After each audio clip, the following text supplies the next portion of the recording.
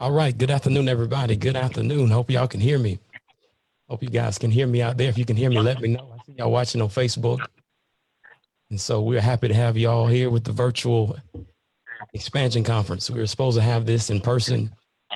And I know, unfortunately, with the COVID-19 stuff going on, we weren't able to do it, but I'm happy that we're able to connect this way. And I want to invite everybody to go ahead and share this and get this out to your friends, because we're going to be talking about some very important stuff here today. So please take your time and just go ahead and don't take your time. Go ahead and share this thing, get this thing out there, and let's get ready to talk about this information. But one of the reasons why we want to do this is because, of course, we have a lot of things going on in our country and in the world, and we're trying as much as we can to really understand our purpose and what we're supposed to be doing, and as far as the church and as far as followers of Jesus Christ. So we wanted as much as possible to try to get some very capable individuals to put their heads together and really give us some sort of guidance and create some sort of strategy for how we should approach these situations that are here right now, and also that will be coming up in the next few years. So I'm very happy to have wonderful guests with me. I'm gonna let them introduce themselves, but I'm gonna try. I don't get star-stricken so often, but I'm star-stricken today. So I'm happy to have them with me. I'm gonna bring them on so you guys can see them. We have first with me Pastor Reginald Sharpe. We have also Pastor Dr. Charles Goodman.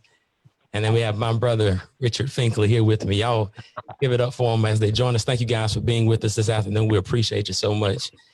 And it's an honor. But really quick, some people, they may be living on some other island or something like that. They may not be on this planet, but y'all introduce yourselves real quick. We'll start with Pastor Sharpe.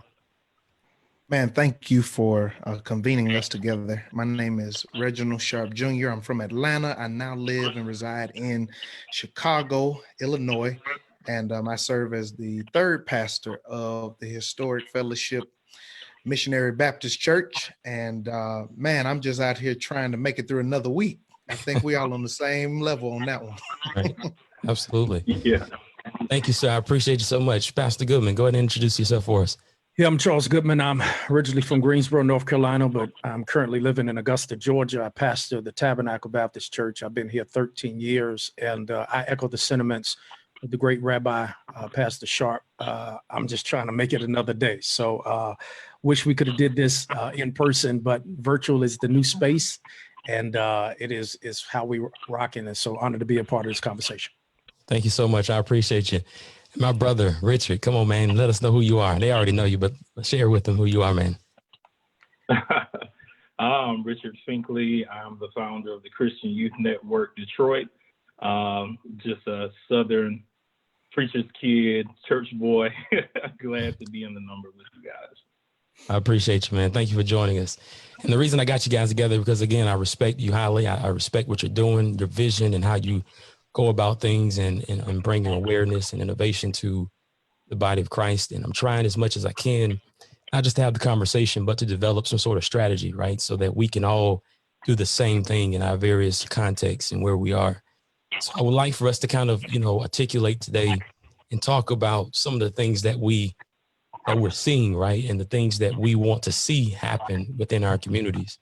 And of course, we have the pandemic, we have the coronavirus, that is one aspect of it. But then on the other hand, we have social issues, and we have all these different things happening within our community.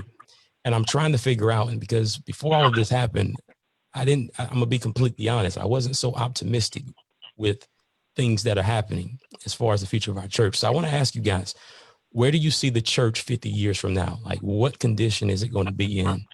And what are we going to be facing maybe 50 years from now? What do you guys think? I can jump in. I can start. Okay. First of all, I think you have to clarify church. Sure. I think the Black church is going to be thriving in 50 years. I mean, we have been as an entity, and I have to make that distinction because I do think that we are seeing this season be the death nail of the white evangelical church. Unless they make a drastic shift and turn, I don't know if they'll survive.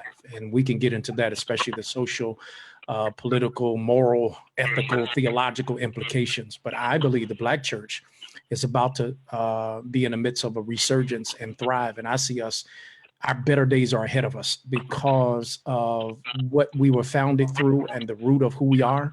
I just feel like the coronavirus, this whole notion of racism, even a virus in the White House, is going to give us an opportunity to kind of thrive. This is good soil for growth for the church. And I think that if we manage this season well, it's going to be an incredible fruit on the other side of this. I would jump in after Dr. Goodman. His last statement is very, very pivotal if we manage this season well. And so for sure, the Black church was founded as an institution of resistance against white supremacy. So I likewise agree that the Black church will be fine. You know, we're not new to pandemic. We're not new to crisis. We're not used to social injustice. I do think, though, that the Black churches that will be in trouble are the ones that are having trouble pivoting and reimagining during this period. Simply put, without all the big words and all the long explanations, if a church values tradition over transformation in this season, they are on their way to an eternal cemetery. And that's not just for any church, any business, any institution, any school. Nobody can afford to be stuck and rigid in this season. We are all having to operate with a level of flexibility, creativity, innovation. And I love this word, reimagining. We all have to reimagine, how do we flourish even during a famine? And so for the churches, for the spaces that are willing to pivot and do some things they've never done before, I think they're going to be fine. And you said 50 years from now. That's, if I'm not mistaken, in that 2070. Yeah. I hope I am alive. I don't even know in my schedule to be alive in 2070. I got to go add that up and see how old I'll be during that time. Well, hopefully we'll be around, man. Hopefully we'll be around. Life over you, Doc. I'm gonna speak life over you. There you go.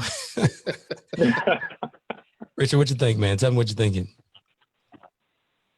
I think I share in the sentiments of everyone else. I think the Black church will most definitely be alive and well if we, like Reverend Sharpe said, if we manage this moment well. And we have to transform, because we can't keep teaching and preaching some of the same things that we've been teaching and preaching. And we have to really evaluate and do a deep dive into why we believe what we believe and be able to explain it, especially with our generation and the generations that are coming up behind us, with so much religious syncretism taking place now. And we have to transform, and we have to really do a deep evaluation of what we do and why we do, and be able to transform and keep moving with the trends that are going to come and the waves that are going to come, without going against the principles of the Word of God. Okay, very good, very good. So here's the thing that caught my ear whenever everybody was explaining their perspective, is the label, the term Black church, right? So what we're saying is, what we're implying is that the Black church will become the cultural leaders, the social leaders, if we manage this correctly, right? So to what end, what do we expect from that? What does that look like? Are we going to say that, or are we going to assume that the American Christian community is just going to simply be dominated by Black culture? Or are we saying we're going to form a new identity of American evangelicalism that has not been identified within the mainstream Christianity that we know now in America? Man, that's a deep question. I'll jump in. I think, man, and this has been something I've been really meditating over the last few months, man. I wish America loved Black people as much as it loved Black culture. But that's a whole nother conversation. But I do think that what is forcing us to kind of get to the place of a reckoning, that I do feel like a new level of leadership is going to really have to lead this. One of the things that coronavirus and all that we've gone through, I think it has strengthened the ability of leaders within the context of the church, and particularly and specifically the Black church. I've always said this: preaching grows people, but leadership grows churches. At the end of the day, what we're seeing, I always say this about coronavirus, this is not just a health crisis or economic crisis. We're in a leadership crisis. I think we have seen what poor leadership can do from the top, and I'm talking about all the way to the White House, to governor houses, and that's why we ever get into it, why I feel like it's going to be a slow process to us to get on the other side of this, even though I believe on the other side, we're going to be more fruitful because we just don't have the right leadership. This is our opportunity. Those who are strong in leadership in the different generations that we're seeing are going to have to step up. And so I think this has forced churches to move from a board-centered to the leadership-centered type of model. So I really feel like that's where we're flowing in. So I want to jump in on that and just say that foundation. But I think that's what we're seeing is that this is where we're going to see real, true leadership have to take its a root mode. No, that's very good. That's very good. So I see it also. Oh, I'm sorry. No, go ahead, Pastor Sharpe. I was going to add, I think that too, we're seeing, I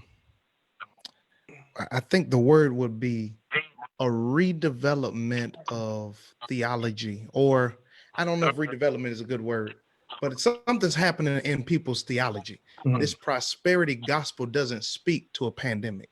Mm-hmm. We keep saying white evangelical theology, the theology that allows a person to vote for Trump and use the Bible as the basis of why they support Trump. Mm-hmm. Absolutely. That doesn't speak to the kind of crisis that we're in right now.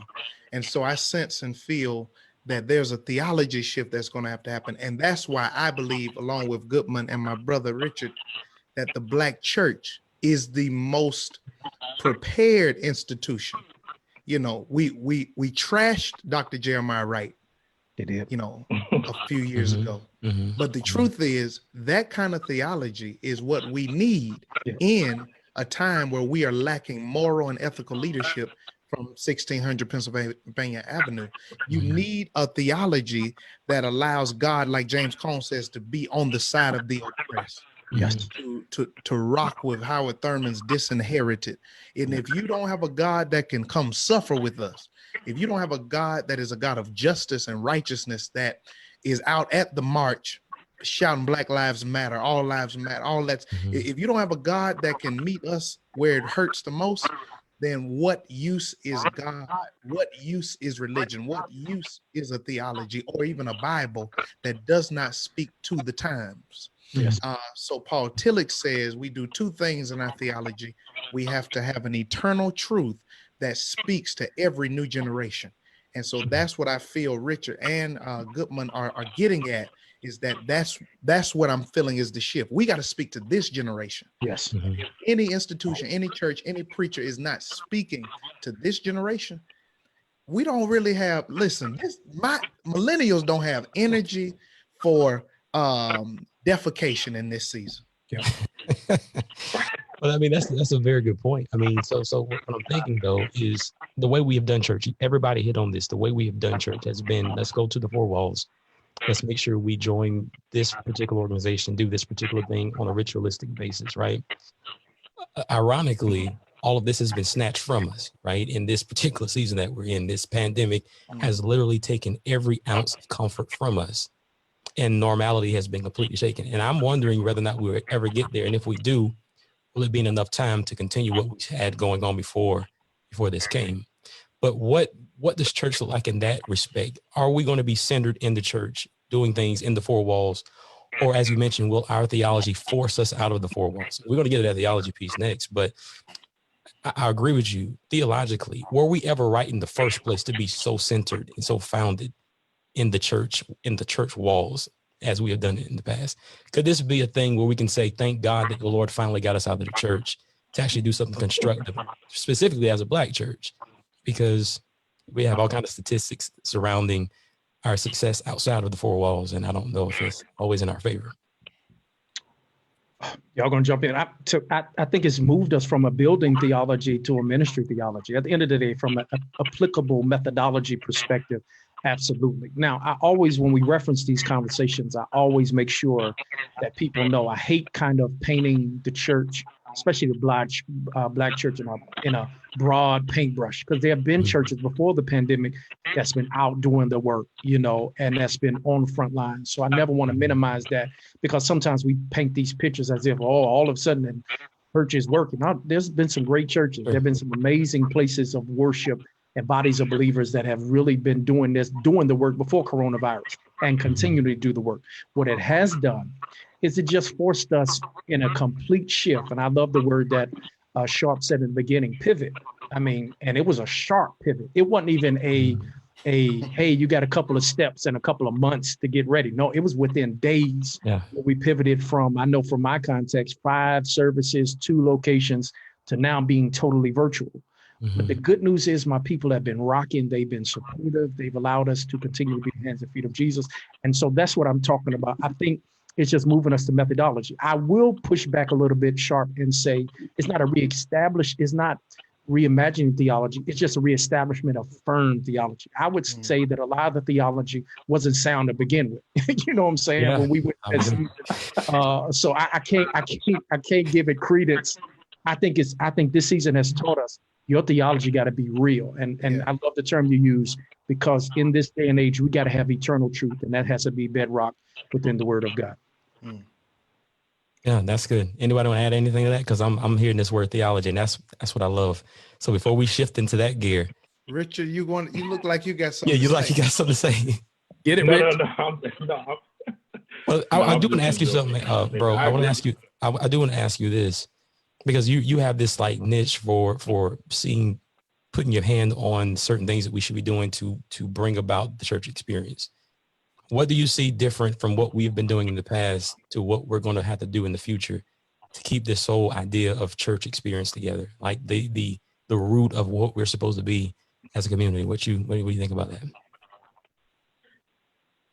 I think we're going to have to move to a place of more balance between manifestation, spiritual works, and being able to actually explain what it is that we believe. Because in most cases in churches, you either have one or the other. You have people who have, they could lay hands on you and cancer dries up in the moment, but they can't explain to you the Godhead or why they believe what they believe concerning the Godhead. And then you have the other extreme where they can, quote the Bible from Genesis to Revelation from memory, but if you had a cough, they wouldn't have enough power to go back to the hallway and get you a cup of water, to get rid of the cough.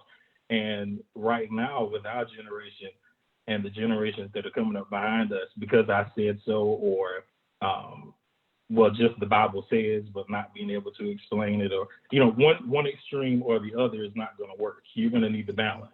You're going to need both sides of it. And I think that's where, if we're going to thrive and continue to grow and be able to reproduce, and I don't mean just my child grew up in this church and that's my family church, so I go there just because, or because I want to be buried there. If we're actually going to reach souls, I think that's where we need to strengthen ourselves as a church. That's a very good point. Yeah. Now, I mean, for me, I can come, I could come to church and I hear somebody lecture all day long. I mean, that's just my thing. And it really doesn't bother me about, all the other stuff. Now I've come to understand and realize that that's not for everybody. You get what I'm saying? And then there has to be some sort of approach to reaching everybody. So I love that. I love the fact that you're saying balance, and I'm learning that as a leader in the church, trying to incorporate everybody. That's sometimes hard to be selfless in that regard, right? Because you see yourself as an expert. So that's very good. Now, I mean, we've been talking about this word theology, and I really want to get into this. We're living in what they're predicting to be a post-Christian society, right? Where Christianity will not be the way that people think, and it won't be the perspective that they hold as valuable.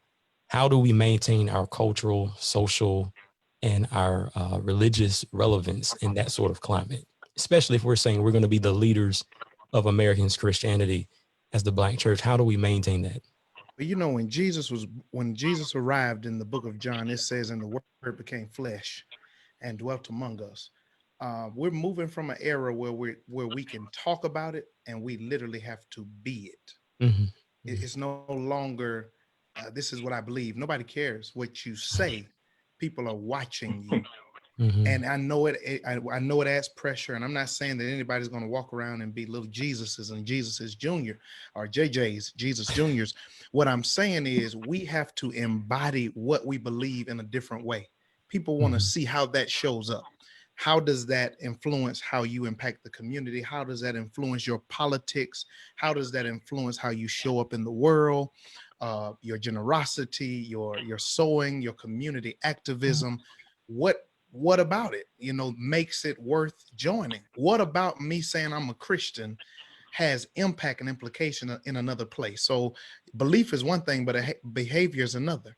And I think that if we're going to continue to stand strong on our Christian principles, it can no longer just be theory. It has to move to praxis on a whole nother level. And then secondly, I would say we need to be open for conversation.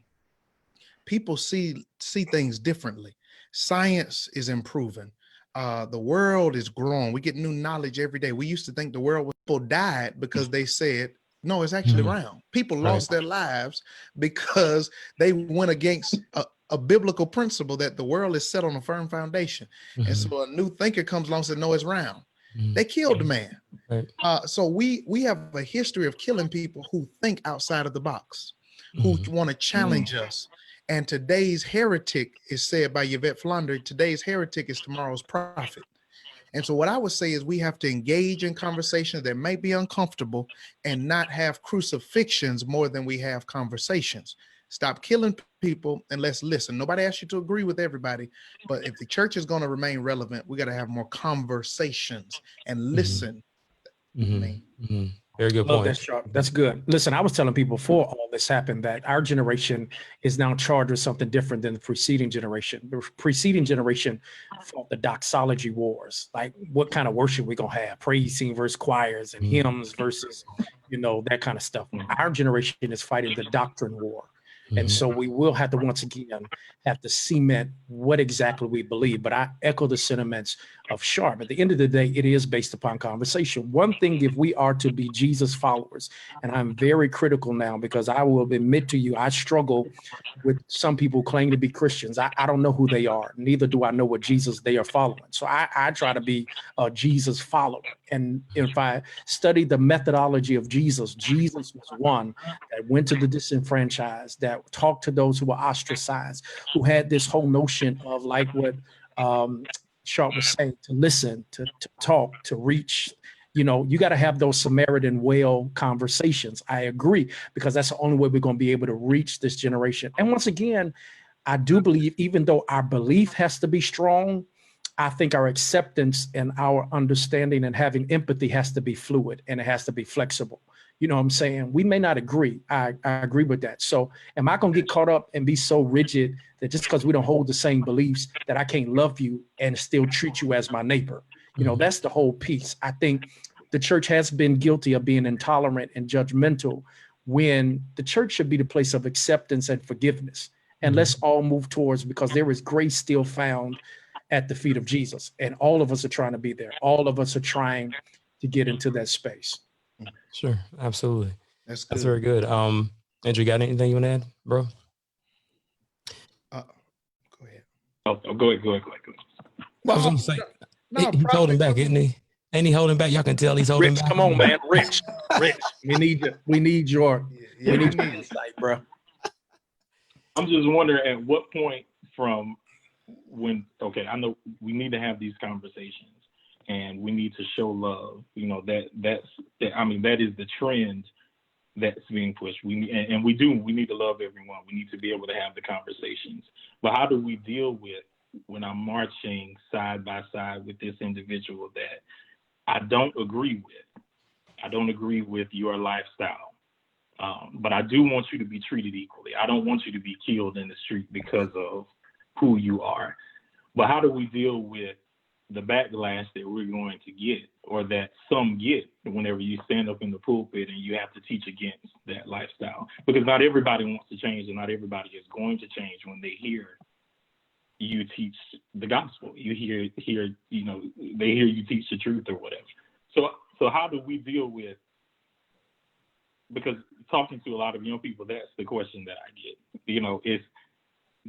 We see it as we're being accepting, we're being loving, we're showing love like Jesus would do and like he did. But most people see it as hypocrisy. Oh, so you want to make that shift, Rich? That's what we're gonna do. I'm just wondering. Well, you asked him to speak. Listen, let's do it. Let's do it. Let's have the conversation. This is it. Good, let's go. Let's do it. Come on, Sharpe. I know you. I know you. No, don't throw me out there. I didn't listen. You asked him to go fishing, and now y'all going down there to the lake. And I'll be back here waiting on to cook the fish. No, listen. At the end of the day, man, I always believe this, and I try to treat people like I feel God treats me, and I don't believe that God agrees with everything that I do. Lord knows I'm an imperfect vessel who's grateful for the grace of God, but it still does not stop us from learning how to embrace people. And one thing that I think we need to teach people is that it's okay to agree to disagree. Mm-hmm. That just because there's a disagreement, that which is I am really wrestling with. I even in a lot of my counseling pre to this and all that I do, I tell people if a disagreement ends a relationship, it wasn't a relationship to begin with. Like at some point, there always going to be this tension and this contradiction within us. None of us believe anything monolithically. On this panel, us four, we can go down the list of our beliefs and doctrines, and we're not going to be on the same. You know, that's just the reality. There are certain tenets we have, but the nuances of every tenet is not going to be the same. And so what I think we have to teach this culture is that, listen, this is not about us disagreeing, agreeing, and getting everything right on the checklist. No, understand there's one eternal truth, and that's believing that through this love and redemptive work of Jesus Christ, that we now have the ability to be saved. Through that, we're all working through, in my good Baptist, this whole notion of justification, sanctification, and then ultimately get to glorification. Like we have to be okay with not agreeing with everything. I know people within my church don't agree with everything I say or do. Every sermon I have, right? But that's not what draws them. There's an eternal truth, that thread that still has to be there. So we got to be all right. We got to tell people, listen, we may not agree on everything, but we still want to love you. And we still want to have a brave conversation to say, let's put it out there and let's move forward on that. That's good. The only piece I'll add is we can't major in the minors and then minor in the majors. Yes, sir. And we love to do that when we start talking about Jesus in the Bible. One day they cornered Jesus. Okay, now you know that's over hundreds of laws in the Old Testament. So which law should we prioritize, Jesus? And he said, hey, you can really sum it all up in two of them. Love God, love your neighbor as you love yourself. He said all of the laws and all the prophets, you can hang it all right there. Right there. We like to say, but what about what? And Jesus like, it's very, very simple. So as you said, Richard, that I heard you said this loving thing is a trend. That's sad because showing love shouldn't be trending. Showing love should be unending. It should have never been a trend to be loving when Jesus hung his whole ministry on that. And when God is described in the New Testament, the only word that the writer of the epistles could find is God is love. God is love. So why is, so it's very simple. Now into all the details and all that, we cannot minor in the majors and major in the minors. We like to make a big fuss. Who are you sleeping with? Which denomination are you? Are you baptized in Jesus' name or the Father, Son, and the Holy Ghost? Do you have communion? Is it transubstantiation? Did the communion change the real body, or is it? That's minor. The major is that we show the love that all of us have been giving, that same immeasurable grace, that same unending love. So that's what we have to focus on. And then lastly, I'm locked up in arms, walking beside somebody who I might not agree with, but their humanity and their breath matters more than any other thing. Everything else is a subcategory. But when I see a knee on your neck, I don't care if you are bi, LGBTQKMLX. I don't care what your description is. Nobody should die like George Floyd dies. Nobody should die like Breonna Taylor died. Even these young children being shot by stray bullets. Nobody should die like that. Yeah. I don't want to see white people die like that. I don't want to see Hispanics die like that. So my fight has to become a human rights fight, a human fight. And it transcends all the little subcategories that divide us. I hope that makes sense. No, that makes sense. And I'm glad we got there, because so like my thing here is, so we're building a principle that says Christianity is a religion of love, right? We are the family of God that is supposed to perpetuate God's love in his creation. But then when we look at that theologically, what does that build? Because to me, it seems like there's not a great enough distinction between kingdom and whatever else exists outside of that. Like it's almost as if we're trying to make America God's kingdom rather than being a part of the unseen kingdom that is supposed to exist. So how does that translate, right? So if we're loving everybody, what does the kingdom look like? What does the body of Christ look like in regards to that? Because it has to make something that resembles what we find in the Bible, or is it? I mean, I don't know. Y'all tell me. No, I think what you're talking, you want this Sharpe? What's up? Oh, no, I wanted a little more clarity on the question about kingdom. Is as if there was some distinction between if we're loving, if we're building a Christianity on love. What I didn't understand the question. So break it down for a fifth grader. No. I think Christianity was already built on love. I don't see that as, I mean, that's his foundation, right? At the end of the day, I mean, John 3:16, right? I mean, if we're flowing that way, right? Give him the clarity. So I want to make sure Sharpe got as clear as possible. Yeah. No. So what I'm thinking about is the God community, right? Theologically, you had Rome, you had Judaism, you had those different cultural distinctions, but then Jesus seemingly doesn't pick any one of those sides. He's a Jew, of course, right? But he's not affiliated with Judaism, and he's not affiliated with Rome. He is who he is, and everybody who comes to him and follows after him, they are who he is. And so I'm wondering in this aspect, this very challenge, because it's a challenge to be loving and not be put in the same bubble, be the same, right? And I don't think we're supposed to be the same. I think we're supposed to be distinguished. We're supposed to be different, unique. And I think sometimes those lines get very blended, right? Because we are more American than we are Christian, or we're more white than we are Christian, or more black than we are Christian, or whatever that means. I know, but what I am saying is there should be a Christian identity. And I wonder if those lines get muddled whenever we emphasize love without emphasizing the other aspect of our identity. I would push back a little bit, because once again, when I look at the ministry of Jesus, if you want to talk about diversity, look at his disciples.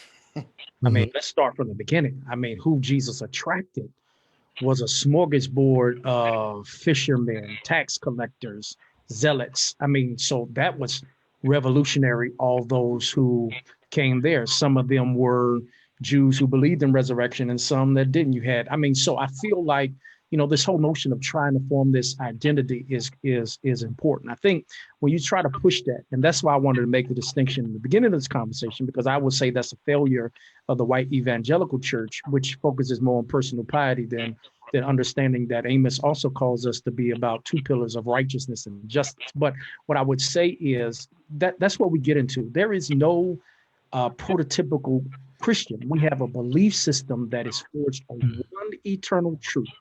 Do you believe in Jesus Christ? That in itself is the thing that we start with and what we end with. At the end of the day, I think that's where we get in trouble. Once again, Jesus is not a Republican, neither is he a Democrat. He is not an independent. He is none of the things we've tried to box him into, which I think has been the problem that we've been having to face. When you think about it, Jesus is not white. He's not, when you start, it's not a white man's religion. This whole notion, Jesus's whole coming was to break down every barrier we had. Right. There was no identity. I mean, as Paul said, there's neither male or female or Jew or Greek. I mean, when we think about what the Bible is saying, it was kind of revolutionary, and also was almost damning to the point where people are like, what do you mean? Because all of us want to put people in categories. Our human proclivity always ends, well, I need to be able to label you. And that has never been the process of what Jesus was about. He's not about labeling us. Right. We want to label people. That's not what the essence of you want to know. Do you believe in me? Yeah.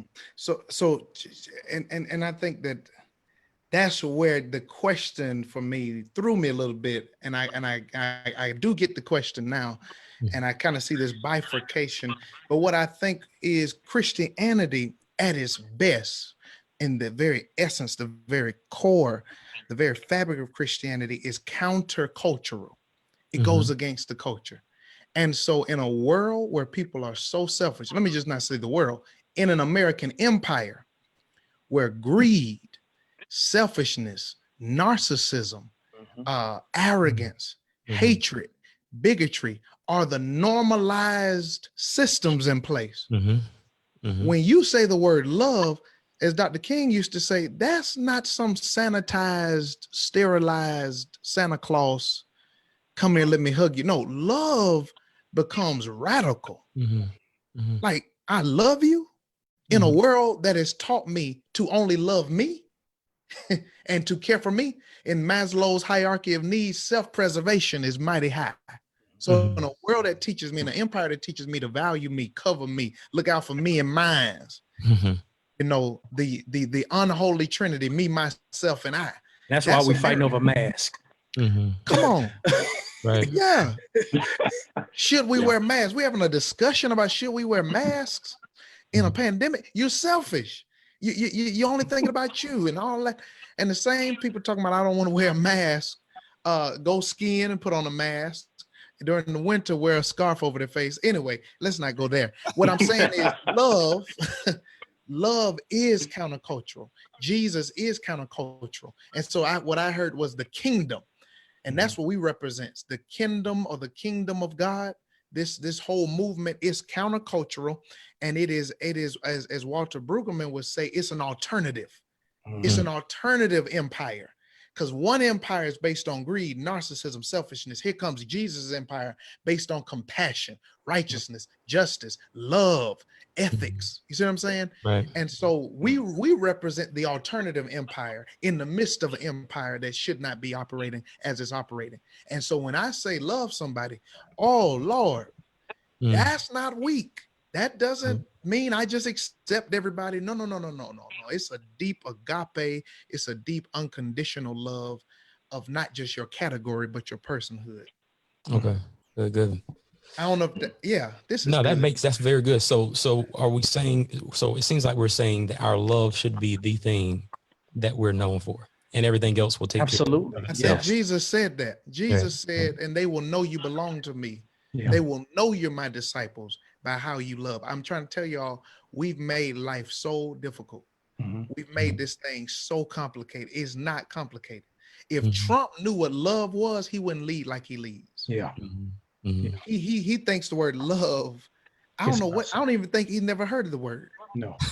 because when you're that rich It and you're wasn't that on the wealthy, test. It wasn't on the test he passed.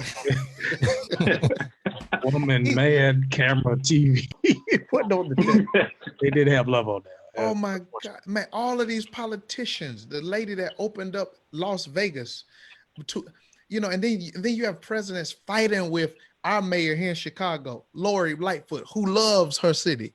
Mhm. Keisha Bottoms fighting the governor in Georgia because she loves her people and she knows that Black folk are being disproportionately affected by this thing. So that kind of love and honor, love made me shut my church down 3 days after this happened.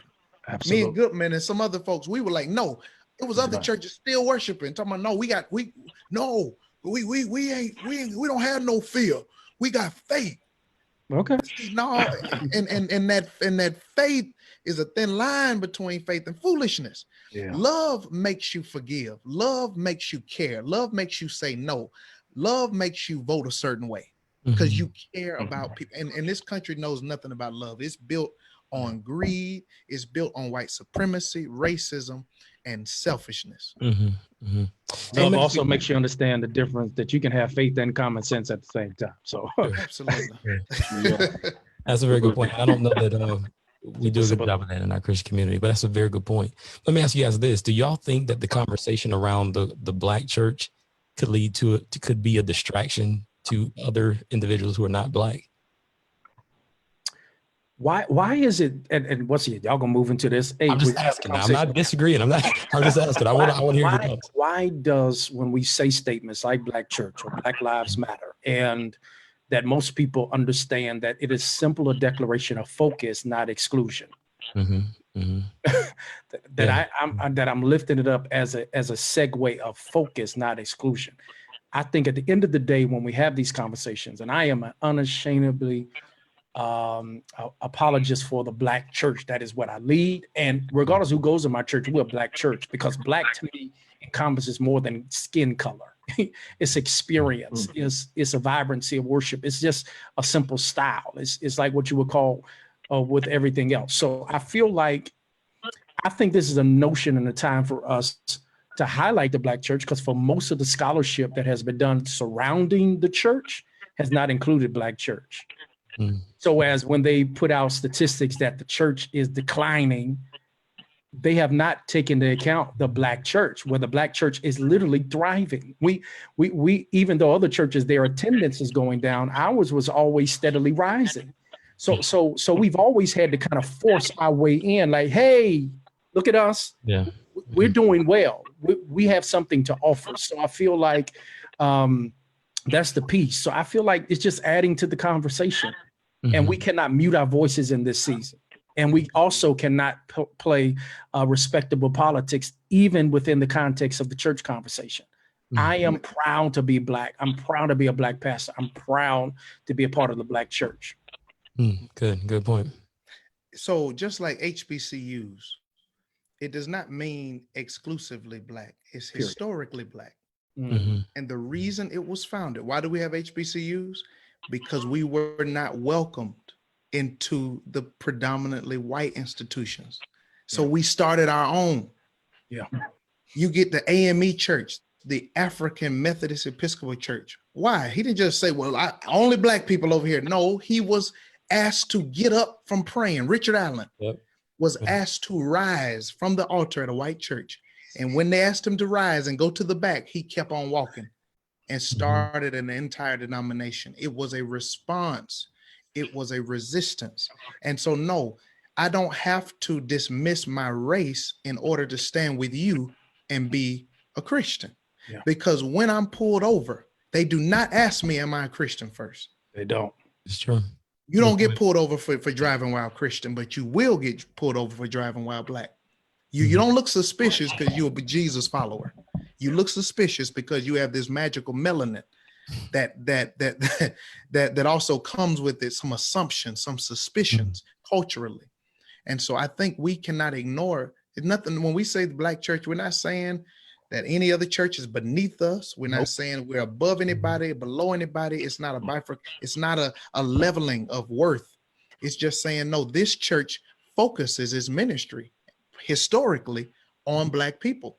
And so no, I don't, because you don't dismiss yourself to join a conversation. If a soprano is pretending to be an alto, you're gonna miss harmony. No, you be soprano, you be alto, you be tenor. Now we're gonna harmonize together. That's why I like harmony over unity, over uniformity rather. Don't stop being you. And you with your white self, me with my Black self, you with your Latino self. It's when we all come as ourselves that we make the kingdom of God. We make the family of God, but not by pretending that you're not. Because if that was the case, look at all the labels throughout scripture, the Samaritan woman, the Syrophoenician woman, which meant colored. It's all these. Yeah, so true. But it doesn't mean that you cannot have access to the power, the grace, or the love of God. So I don't know. I hope I answered your question, David. That was deep. Do you have any light questions? You want to ask us our favorite ice cream? No. Let's push that. Let's push that. And Rich, we're going to let you jump in this. But I think that's the problem I wrestle with in this culture, as if for some reason highlighting one demographic must come at a cost of diminishing of another demographic. I've never understood why that has to be. You can shine and I can shine and we can shine together. I can say Black Lives Matter and you can say whatever is on your slogan and we all can know we have value. At some point, I feel like part of the challenge we have within a cultural context is that for some reason we feel as if somebody being uplifted means that I'm going to lose something. You know, when I think about the Black Lives Matter movement, and I'm not even talking about the organization, because for some reason that has become the whole little talking point for political people. I'm talking about the simple statement of the value of Black and brown people. When I say Black Lives Matter, that's not a statement of we're talking about charity, but we're talking about equality. We're talking about, no, they are also valuable as well. And that's part of the challenge within the Black church. And whenever we talk about the whole a sector of culture, when we start dealing with LGBTQIA, once again, we should value everyone to have the context of you have value. Even if we disagree, whatever happens, and that's what we're talking about. We're still having a discussion of worth in our society. Think about that. Worth. Yeah. It just blows my mind. And Black Lives Matter does not mean that the other lives don't matter. Absolutely. If you break your pinky toe on the bed, walk into the bathroom one night and you go to the doctor and you say, I broke my pinky toe.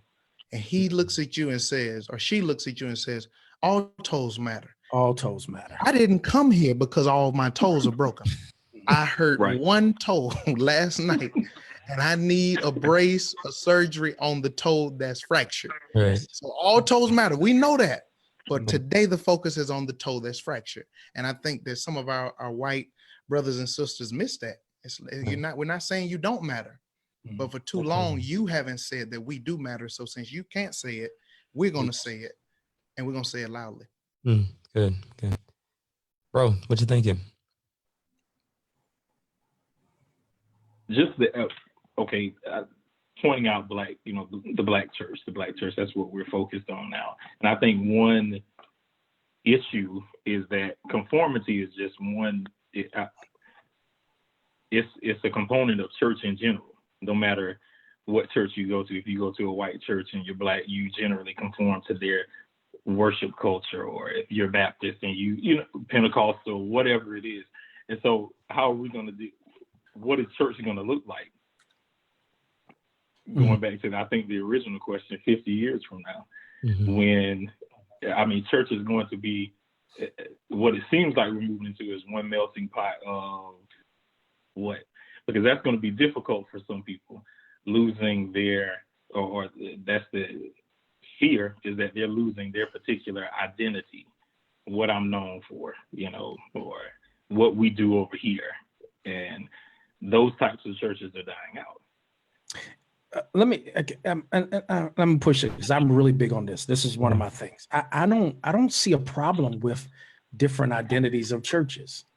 I don't think there's a problem if there's a church that's predominantly black or there's a church that's predominantly white. For some reason, we've act like something's wrong with that. And I've never personally believed that. I think a lot of times people make decisions at their church based on a lot of different factors, from the leadership, the worship style, and that's okay. Like, I think that some reason we have put up that, man, we need everybody in the church, to be different, or to have, I don't know if that's per se possible, but I don't see it as a mark of something wrong, because once again, I'm always making the distinction between the local church and the universal church. And I just think there's some preference and some cultural things that there will probably not be people that be attracted to my church for whatever preference that they may have. And I'm okay with that. That's why God created so many different preachers, pastors, some amazing women and men who can proclaim, and other different spaces where people can be. I don't see it as a problem. If the Lord takes me whenever, hopefully we'll be here around 50 years later, man, I'm gonna try to hang on to the favor that Sharpe has got. And if I never get to have what you would consider a multi-ethnic church, whatever that means, because I still think that's a sliding scale. I still think that I've been faithful to the call that I have, and those who are assigned to my voice will come to my space. Once again, I don't think we have to change our demographic as much as we need to understand that the ethic and the foundation of our theology and our work has to always be evolving and changing. If that makes sense. That's a good point. Now, I would ask this, though. So, like, when we have those sort of distinctions culturally, ethnically, those preferences, I think sometimes what happens is those preferences speak louder than our love, right? So that when there is a person that might come in who does not relate to that culture, we don't have that sort of love to maybe even compromise ourselves or accommodate that. I don't know if we should. I mean, maybe we should talk on that. Should we accommodate the distinctions, or should we say, you know what, maybe this isn't for you. Let me find another place for you to be, that kind of thing. How do we embrace that sort of problem? I think that's the beauty of the kingdom of God. It's large, it's expansive. The church is on every corner, led by different women and different men. And so if I don't like Burger King, I go to McDonald's. If I don't like steaks, I look for a seafood restaurant, because we all have our preferences. Sometimes some of this ain't even salvific. Some of our preferences are unrelated to salvation. I don't like that they sing hymns. I'm going over here where they sing contemporary music. This pastor uses big words, and this is real life. This pastor uses too many big words. I like the pastor I understand that speaks more simply. Right. Church still wears robes. Oh, I like this. This is the sophistication that I grew up in. I'm familiar with. This church wears jeans and t-shirts. I want to relate to this. And then you have churches that intentionally blend all of that together, and then so it reaches a larger demographic. Right. But I don't, that's unrelated to salvation to me. That's unrelated to prophetic ministry to me.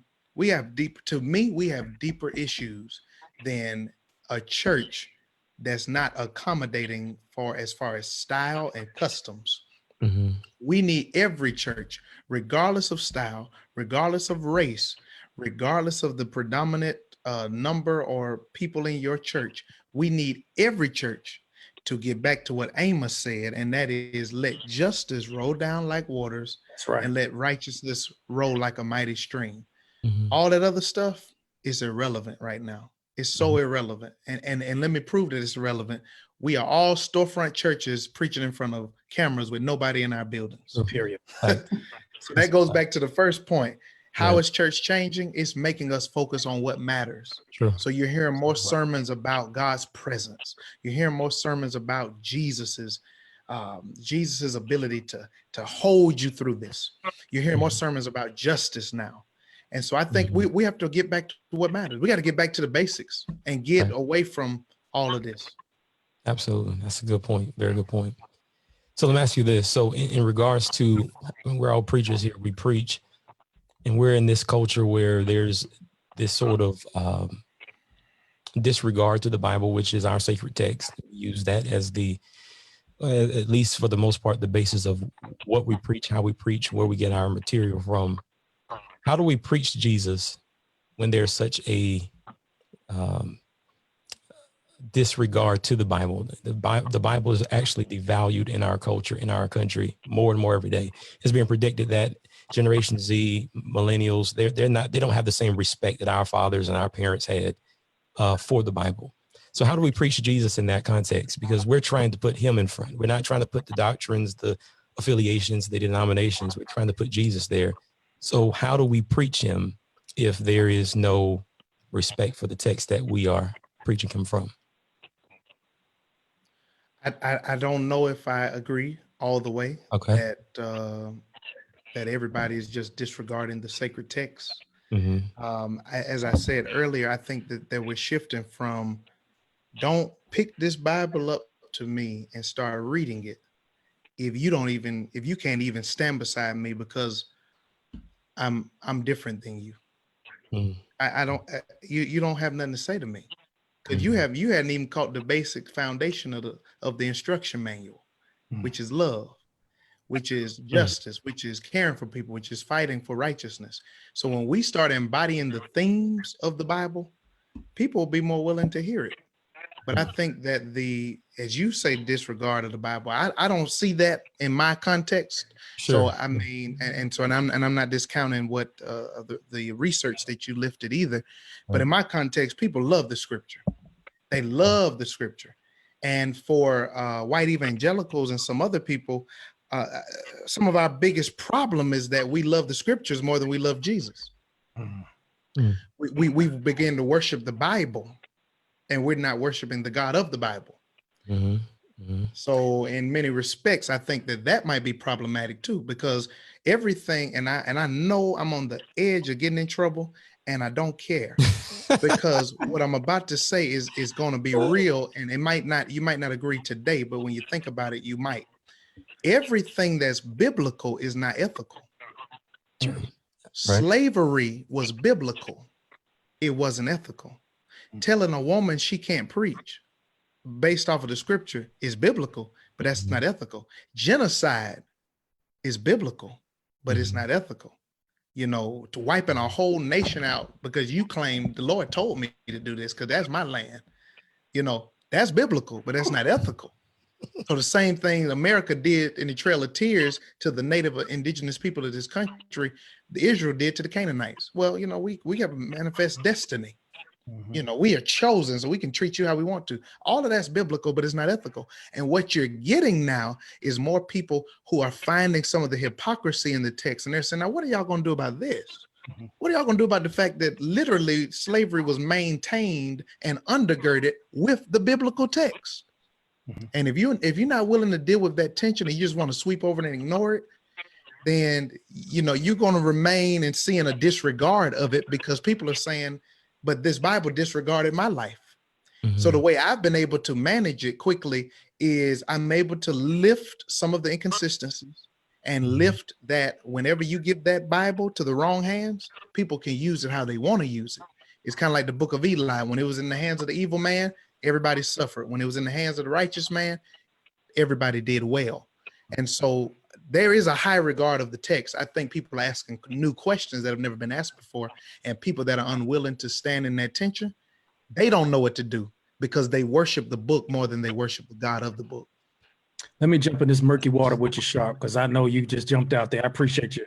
You said bumping. I ain't going to put my life jacket on. I'm just swimming in deep water. That's why I appreciate you, Rabbi. That's why you my main man. Listen, at the end of the day, what Grandma said, I'd rather see a sermon than hear a sermon any day.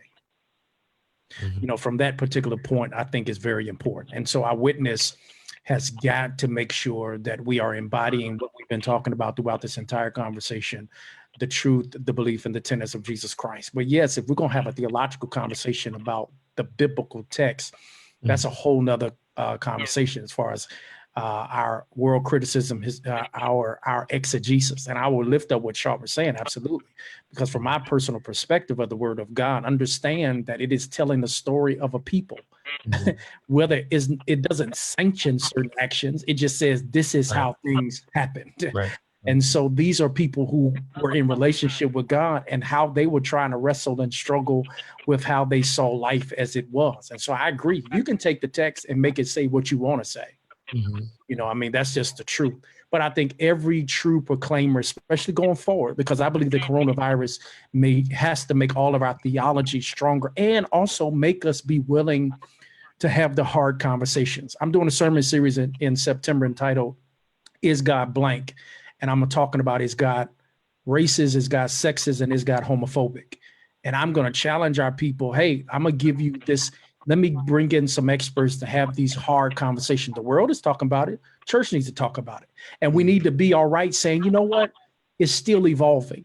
I don't have any definitive things in this, but I'm going to share with you how I am in my desk. And we need to be okay as preachers. I think for so long, we've tried to say definitive things.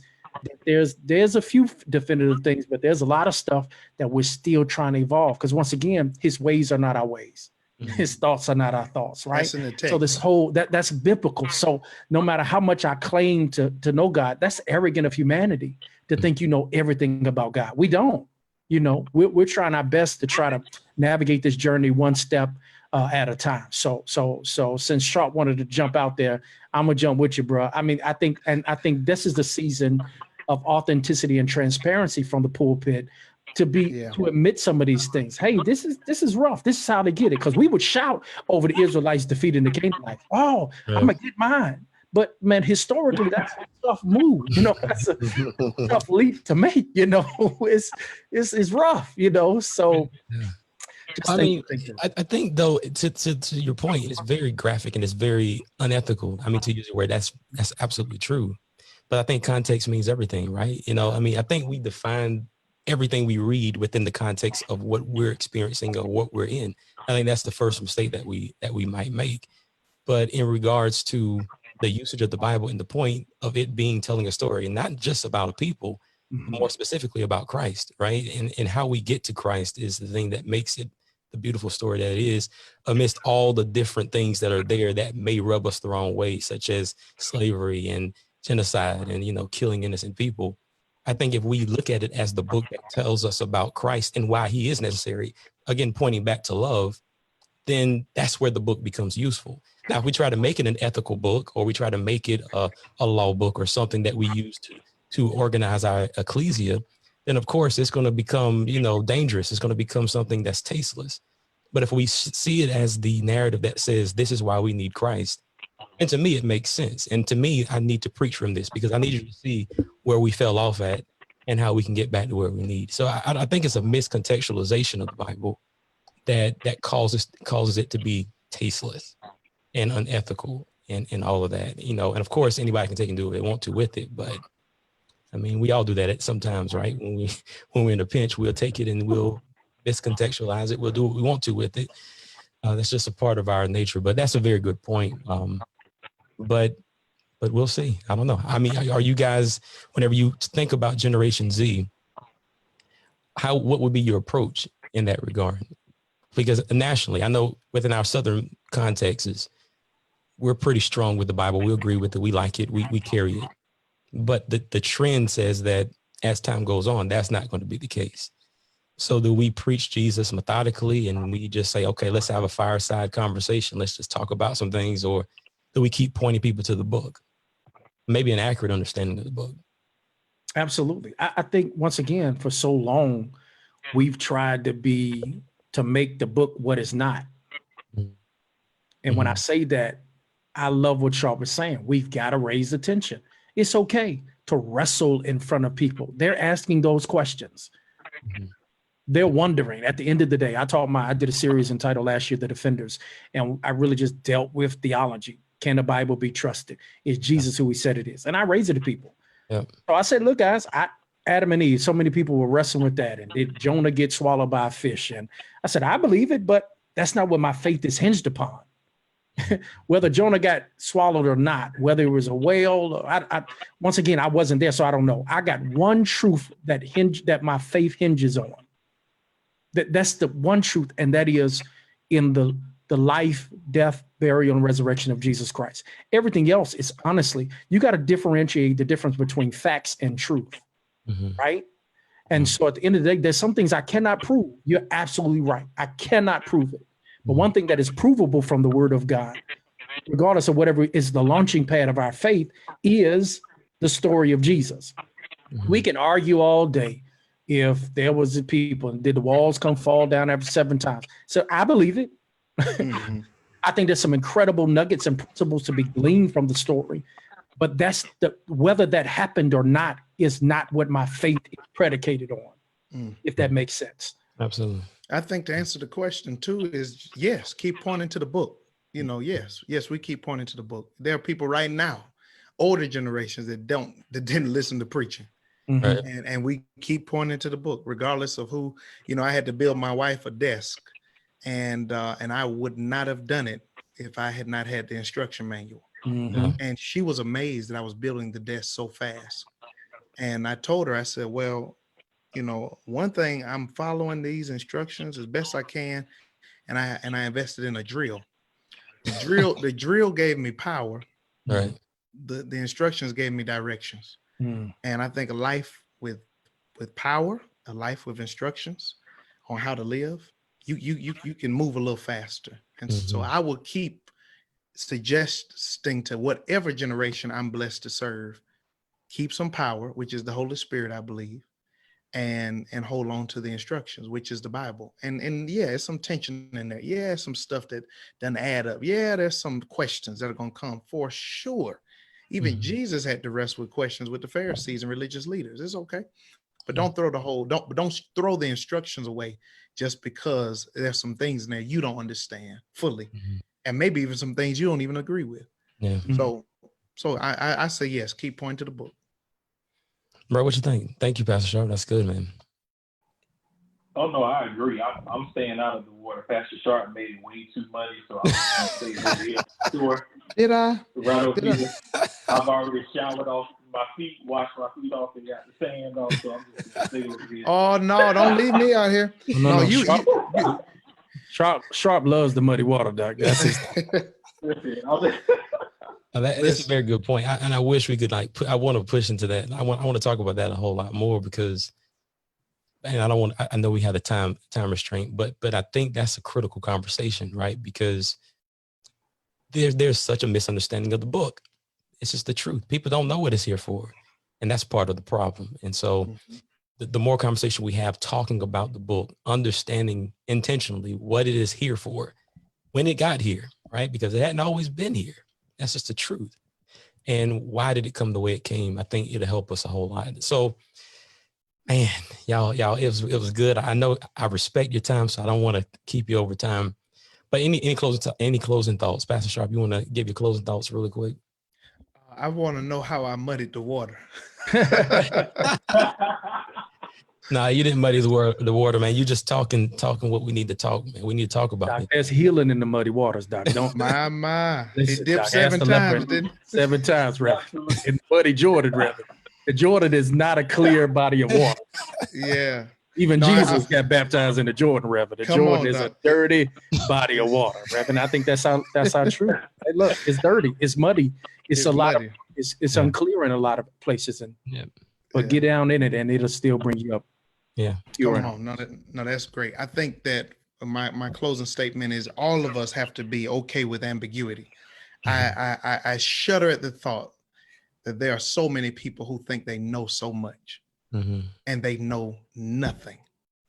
The Bible, religion, theology is so deep that the greatest scholar, the most prolific scholar, cannot reach the bottom, and yet a baby can wade in and come out singing, "Yes, Jesus loves me, for the Bible tells me so." So I think that we have to embrace a level of ambiguity and humility. And I have had these conversations before. I have been vilified. I have been ostracized and dismissed from certain circles because I raised questions that I didn't necessarily say I stood on left or I stood on right. But it's unfortunate how we do people just for thinking, just for thinking. And Jesus was just thinking out loud. Martin King was just thinking out loud. And we have killed so many men and women. So I pray that the saints would embody a sense of humility as we move forward into these 50 years. I did the math. I'll be 79 There you go. 50 years. I pray that when I get to 79, that the church is still strong.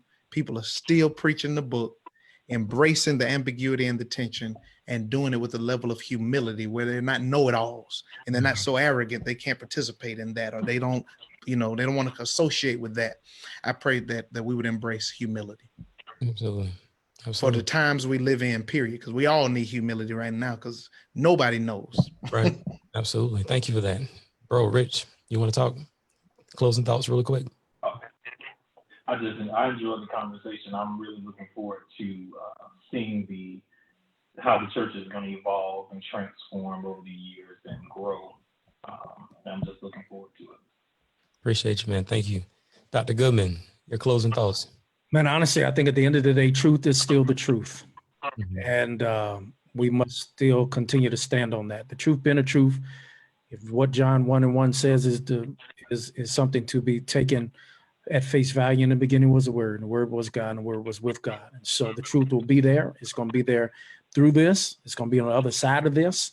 And so as faithful, authentic proclaimers and apologists of truth, we got to make sure that we just keep declaring it. And these conversations are important to have, but allow our conversations also to spur our consciousness and our commitment. Don't just allow the conversation to just stop with words, but allow it also to become our witness. Because at the end of the day, no matter what we say, it's really going to be impacted upon what we do. And so as we're still forging ahead, I'm encouraged. I am encouraged because I believe that we're going to be better on the other side. Good stuff. Guys, I appreciate you. This conversation, this organization, this is what we're about. We're about asking the hard questions, trying to understand what the book says as it was written. And this is why I invited you guys into the conversation, because I believe that you would bring value to this sort of initiative. So I appreciate you, appreciate what you're doing. I'm praying for you and your churches, through this whole pandemic. I know you're going to be good, but again, thank you so much. I'm going to keep telling you thank you because you guys are just such good brothers, man. I mean, seriously. So I appreciate you so much. Y'all, thank you for looking at or watching us rather on Facebook. We appreciate your input, and I'm sure at some point we'll all come back together, hopefully. But again, thank you all for joining us, and have a good evening.